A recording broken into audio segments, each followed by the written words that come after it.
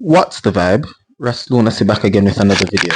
So today we're gonna talk a little bit about moderation and what it means to live in moderation. So the first key we need to do is define what moderation is. Now to me, moderation simply means doing something in an amount that is healthy, or doing something in an amount that does not affect your life negatively. So you could do something that is not a net negative or net positive, but as long as it's not affecting your life negatively, you could say that it is moderate. So we're going to be very focused on corn in this video because I've just recently watched a couple of videos on corn and also about lust and those things. So we're going to use corn as one of the biggest examples here. But when it comes to moderation, this could be anything. This could be food. This could be physical activity. This could be waking up. This could be absolutely anything. This could be money. This could be anything. But we're going to focus on specifically sexual desires. So the video I was watching was titled "Why Corn Isn't That Bad," and I wanted to, and this was posted by Dr. Mike Israetel. If you're into fitness, then you'll know him from his YouTube channel Renaissance Periodization. So this is a guy with a doctorate, or he's got a doctorate in sports science. So he's not got necessarily credentials specifically on corn, but from someone who has studied up to the doctorate level, and someone who teaches other persons as a professor, someone who has a YouTube channel with over 2 million subscribers, which is just focused on teaching people how to get big, you can surmise that this person has some level of intellect, some level of understanding of things. Which is why I want to take us right back to the very title before I go into what his video was talking about. Because in the video, for me, in my opinion, it's just a lot of hope. In terms of, it's a lot of, the science or the stats dictate that this is, it's correlated, but it's not caused by one another. So basically there's a correlation, but correlation doesn't equal causation. Often they're related in some way, but not necessarily because of this.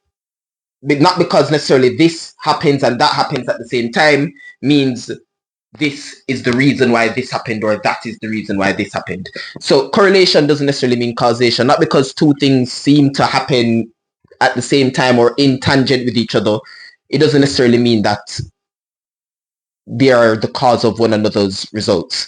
Anyways, let's delve a bit deeper into the rabbit hole. I want to focus in on the title because once you watch the full 1 hour video, you'll come to realize that it is a lot of cope, because a lot of it is, if you don't do it too much, then it's not going to be too bad for you.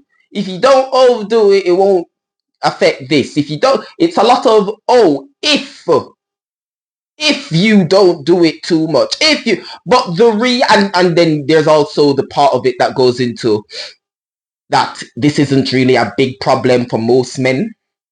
How many men are willing to admit that they have that problem when society makes it seem as if it's not a problem to begin with?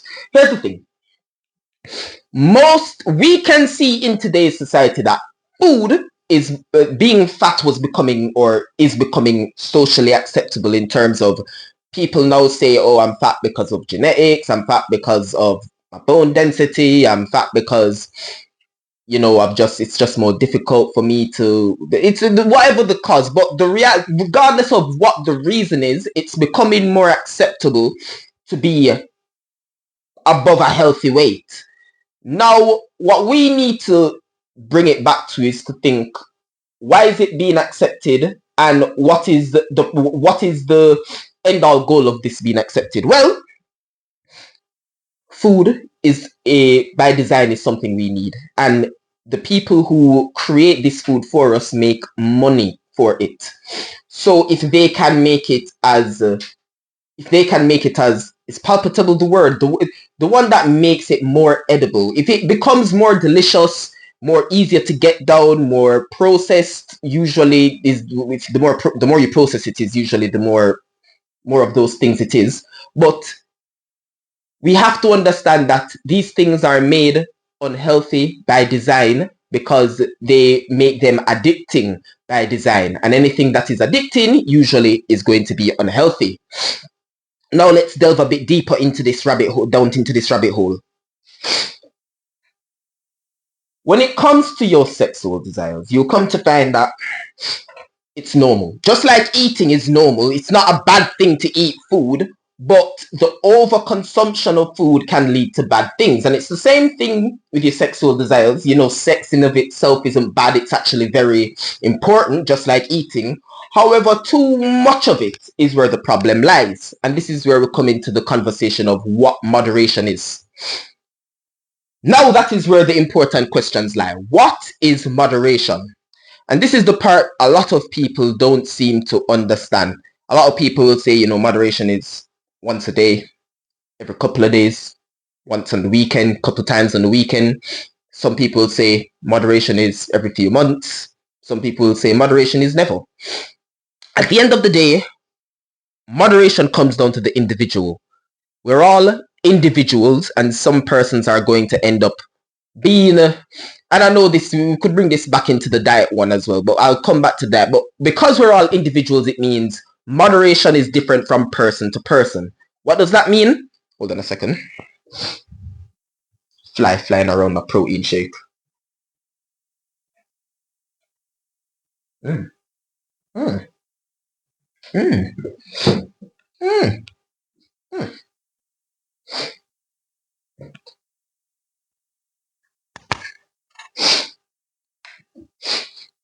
Wash that down a bit. That's because of more food. It tastes good though.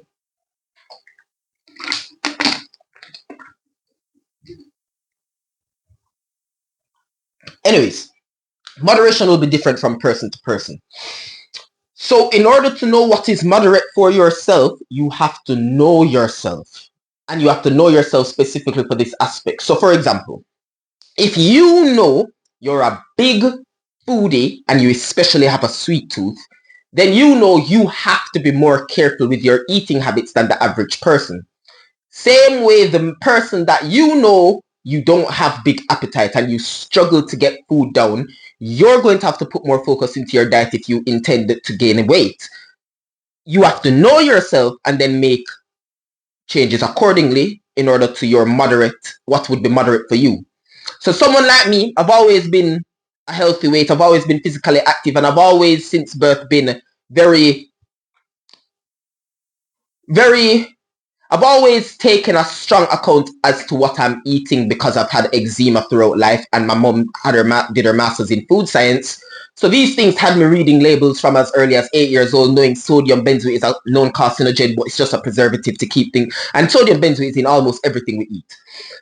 So these are things I've known as an 8, 9, 10-year-old. So I've always been cognizant of the things I put in my body. With that being said, being healthy physically from a physical standpoint in terms of my eating habits and how much I move has never been an issue. I've never had to be too concerned about moderating what I eat or how much I move. I've never had to be able to tell myself, oh, I need to start jogging. And I've never had to tell myself, oh, I need to start lifting weights or I need to start eating more because I'm way too... Well, I've had times when my mental health hasn't been A-okay and I've gone slightly below the weight I probably should have been, but never have I ever been in a situation where I've had to put a lot of focus into the things I eat or how much I exercise because it's just something that has always come natural for me. So moderate for me in terms of exercise or eating is probably not even thinking about it at all. Same thing with alcohol. I do not have an issue with alcohol at all. I can go years without it. I don't have a drive for alcohol because I don't like the feeling of being drunk. I do like being a bit more social, being a bit more free, but there's a very fine line between being tipsy and being a little bit over the top for me. And I don't like when I get to the point where I'm starting to lose a bit of control of myself, which is why I don't like drinking.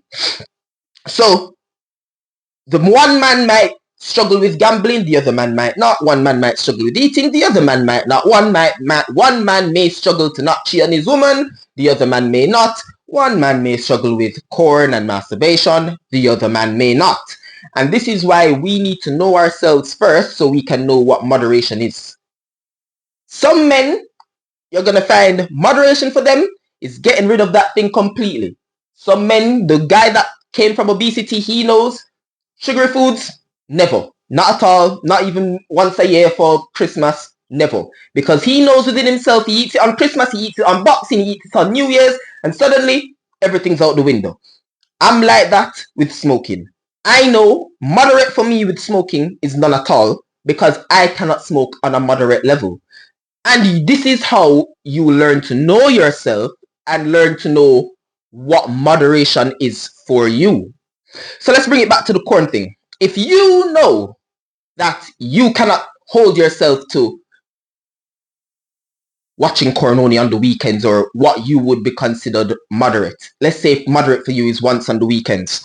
If you cannot hold, if you try it and every time you try it on the weekends, it goes into the week and you can't control it, then you might realize moderate for you might not be once on the weekends. It might be once a month. It might be once every 2 months. But you have to learn who you are and what works for you specifically. You might end up realizing that no matter how long you go, every time you do it, it takes over your life, which means moderate for you means none at all. So you have to know yourself, and there's a big faction of people that believe that moderation is the key to everything, which it is, but a lot of people don't really understand that moderation is different from person to person. What's moderate for that guy isn't moderate for you. So a lot of people don't come to the realization that a lot of things in this life that we end up getting hooked to, our biggest weaknesses are usually things that should have nothing to do with us at all.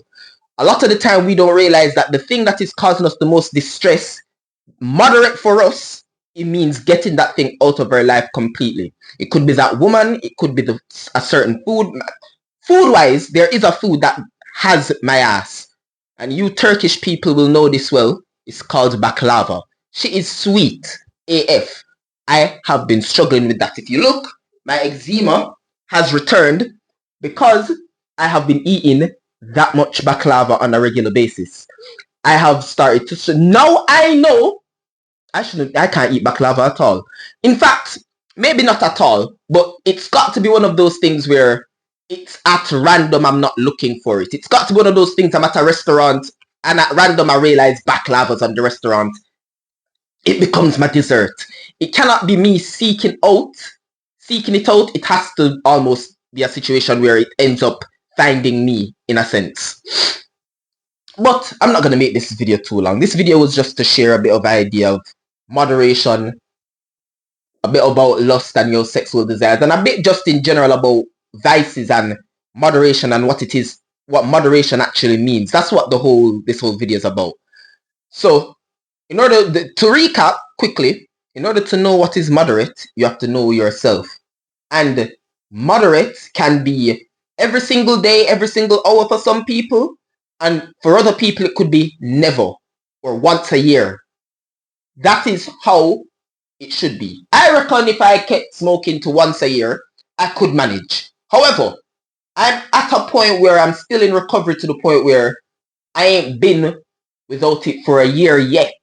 And until I can make it to a full year without smoking, I've told myself I cannot start trying to find out if once per year works for me. Big up the April 20 or my birthday or whatever day I decide to do it. But the key is here, know yourself, and then you'll figure out what moderation is for you. But that's been Raslunas signing out. Make sure to like, share, and subscribe.